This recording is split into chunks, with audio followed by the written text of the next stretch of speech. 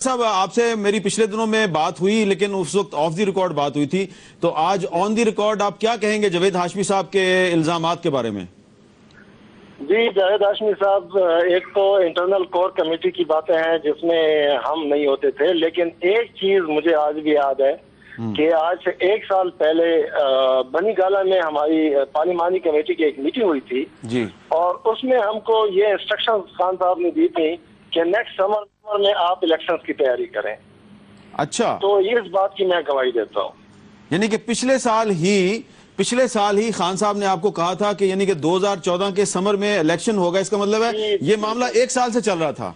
जी बिल्कुल, इसमें this is true and any किसी भी एमएनए को आप पूछ लें वो आपको बता देगा। अच्छा नासिर साहब, अगर आप बुरा ना मनाए, मैं आपसे ये सवाल पूछना चाहता हूं कि आप भी उन एमएनएज में हैं पीटीआई के जिन्होंने कि इमरान खान साहब के कहने पे अपनी रुकनियत से इस्तीफा नहीं दिया। तो आपकी पार्टी का चेयरमैन जो है वो आपसे इस्तीफा मांग रहे हैं, आपने क्यों नहीं दिया इस्तीफा?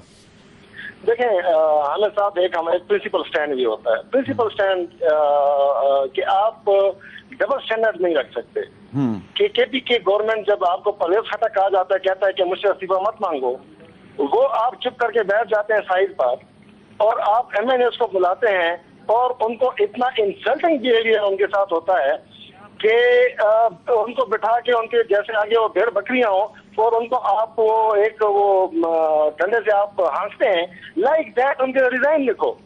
यार एक हम पठान लोग हैं, कुछ वैल्यूज होते हैं, कुछ इज्जत होती है।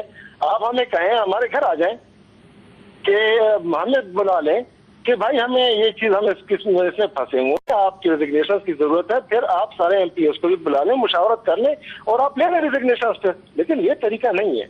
अच्छा, तो ये आपको इन्होंने बहुत तौहीन अमेज अंदाज में कहा कि इस्तीफा दो? बहुत ज्यादा मैं तो नहीं था, लेकिन जितने भी एमएनए से मैं मिलता हूँ वो इस बात की गवाही देते हैं कि बहुत ही तौहीन अमेज और बहुत ही गलत तरीके से रिजिग्नेशन दिए गए और वहां पर लोग उसको रिग्रेट करते हैं। और ये जो इतने लोग जो हम कहते हैं कि रिजाइन के लिए नहीं आएंगे जब स्पीकर साहब बनाएंगे, it is because of that reason कि उन्होंने कहा कि ये क्या तरीका था।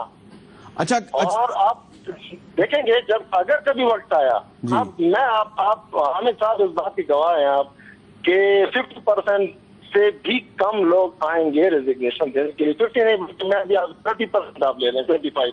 अच्छा, आप कल मेरी गुलजार खान साहब से बात हुई थी तो उन्होंने कहा कि 5 एमएनए ऐसे हैं जिन्होंने के इस्तीफा स्पीकर के नाम नहीं लिखा बल्कि उन्होंने इस्तीफा इमरान खान के नाम लिखा है। तो इसका मतलब है ये उनका इस्तीफा तो इनवैलिड हो गया। 3 आप हैं, मुसरत ज़ेब, आप और गुलजार खान साहब, और आपने इस्तीफा वैसे नहीं दिया।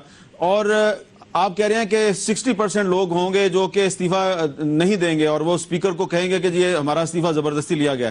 तो इसका मतलब है कम से कम ये 16-17 लोग होंगे टोटल। ज्यादा हो जाएंगे, इससे भी ज्यादा हो जाएंगे और इंशाल्लाह वक्त बताएगा। अच्छा, बहुत बहुत शुक्रिया। नासिर खान खटक साहब पाकिस्तान तहरीक इंसाफ के रुकन कौमी असम्बली हैं, करक से इलेक्शन लड़ा इन्होंने, और इस वक्त जिस शख्स के बारे में ये थोड़ा सा शिकवा शिकायत कर रहे थे उस शख्स की तकरीर शुरू हो चुकी है।